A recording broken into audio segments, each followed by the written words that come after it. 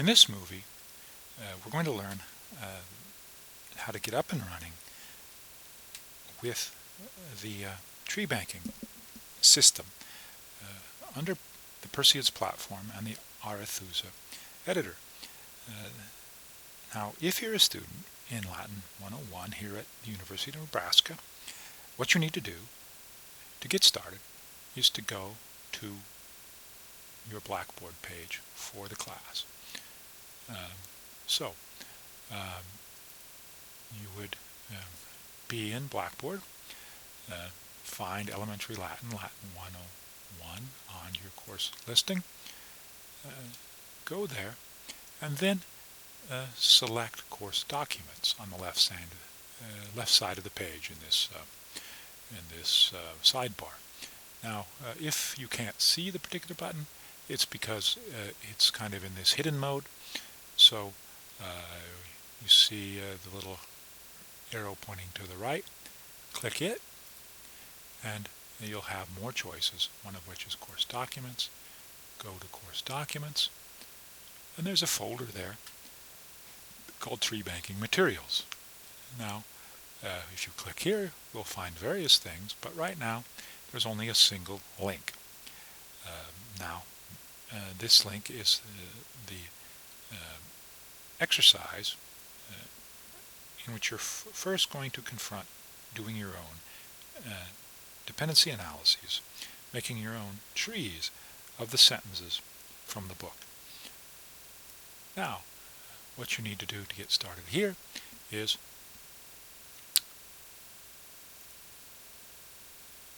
to click on this link, Tree Banking in Classwork, Chapter 2. Now this will take you to a edit screen if you've already logged in, or I will sign out and try it again. It'll take you to a Perseids login. So the login will have various choices. Here, for some reason, some days it only gives you one choice when it's being particularly annoying. I think that has to do with the screen size, perhaps. But it should give you a list of choices of various accounts you can use. And since I always sign in with my Google account, it doesn't really matter to me that these other things are missing. But for you, there should be more. And if they're not, try playing around with the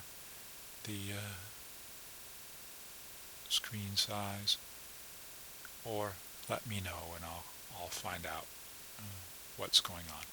But in any case, this is you sign in with your Google account, for example, so that the Perseids people don't have to keep track of your security information and so forth.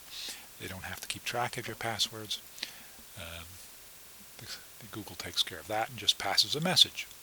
All right, so when you put in the correct information, what you see is this sentence editing screen, an edit window which has various choices of how we might process these sentences.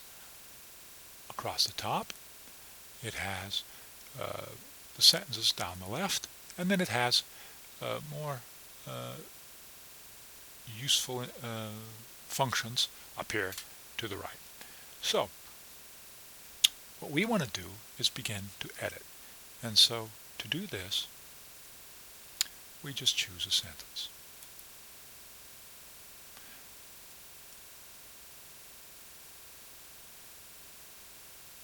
There you go.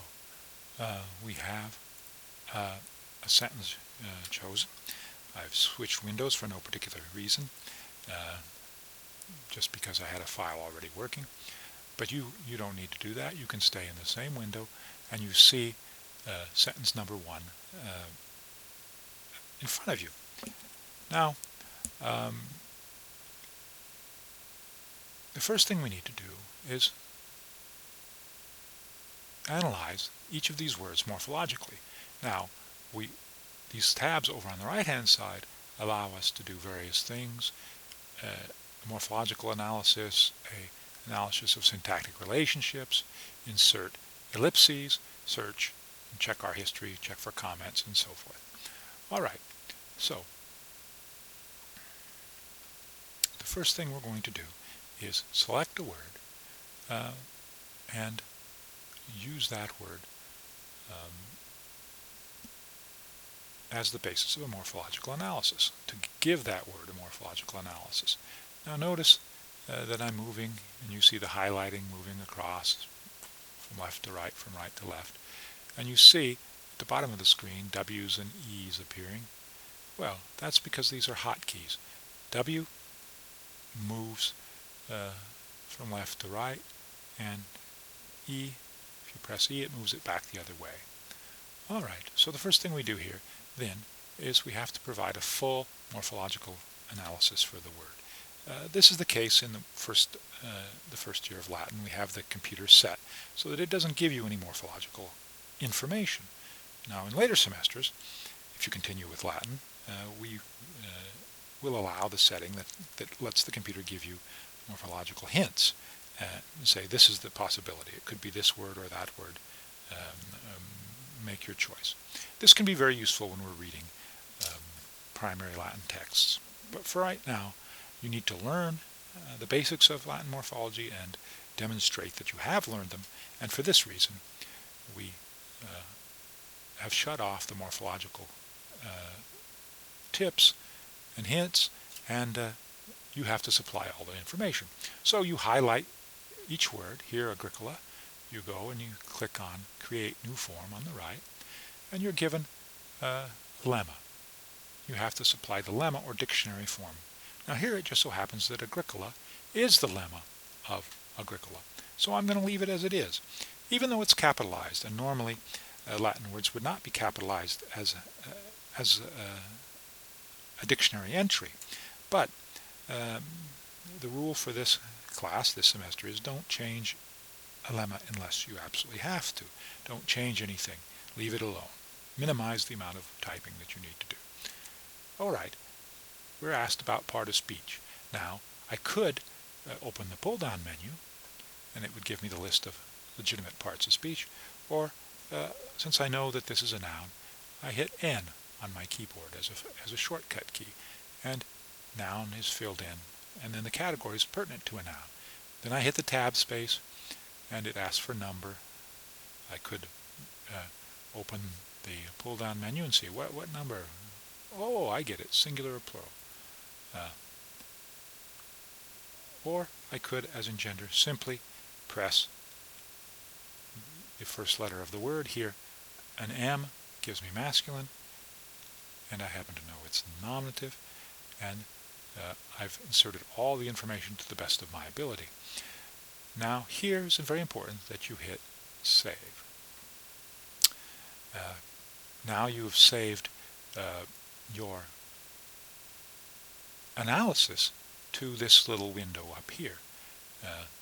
But you have not saved the file to the disk. You have not saved it. It's still simply in volatile memory, temporary memory, and so if you leave the program, your analysis will be lost at this stage. So you need to press this little red icon at the top and look for the message that says document saved down on the right. So make sure before you move on to the next word you press save, and make sure that periodically whenever you see this red button lit, you press it and save as well. So there's two stages of saving. Saving morphology and saving the file to permanent memory. Right now I'm going to hit the W, move to the next form, filio. I know that filio is a form of filius, that it's a noun, that it's singular, that it's masculine, that it's dative. Now by form, of course, it could be ablative. But as we would try to analyze the sentence, we would have a hard time making ablative work. And so it turns out that the best analysis of this word is dative. I hit save, and notice it shows up here in a little checkbox. It says It's a noun, singular, masculine dative, and then it gives kind of an n-s-m-d.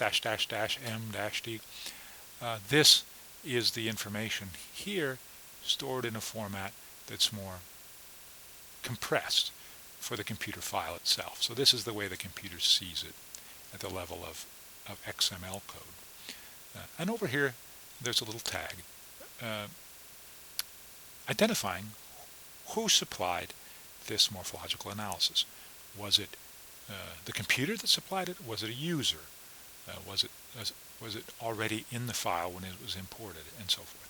And here it says that you supplied it. So you just now supplied it. All right, now I'm going to go on to the next word. Notice that I didn't click the little red button. It's okay. You don't have to click the save to hard memory every time you change something. It's just necessary that you do it before you leave the sentence and close the program. And it's also just a good idea to click it every so often. Just get in the habit of clicking it relatively frequently. Okay, we will now move on to aurum. Aurum, create a new form. It's already the lemma, and it's a noun, singular, neuter, accusative. Save. And this time I'm going to click the save to hard memory because I don't like to go very long without doing that. Finally, we'll deal with dabit. Dabit is a form of the verb do, and as I said, it's a verb. We get three categories: tense, mood, and voice, because these generally apply to any form of the verb, these three morphological categories. And this happens to be a future, so we'll click future. It is indicative, and notice that when I hit indicative, I suddenly had an increase in the number of categories. Person and number were also added because those apply to indicative, but not, for example, to the infinitive. So the computer gives you, generally speaking, the correct number of morphological categories. And now, so I have to go back up and say this is third person singular.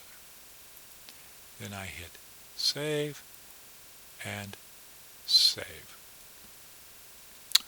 All right, that's the first step, the morphological analysis. And notice that I could hit the W again, and I'm at the punctuation. The punctuation can be useful in analysis, and sometimes it's necessary for us to manipulate it. And we'll discuss as the semester progresses when we have to bother including punctuation in our analyses and when we don't. But for the time being, don't do it. Leave it alone. Don't mess with the punctuation. If you do mess with it, it may count against you on graded work. If you don't mess with it, you always get free points. So I would advise leaving it alone. All right. That's the end of this movie. In the next lesson, we'll discuss how to do syntactic relationships. All right. See you next time, and stay out of the ditches.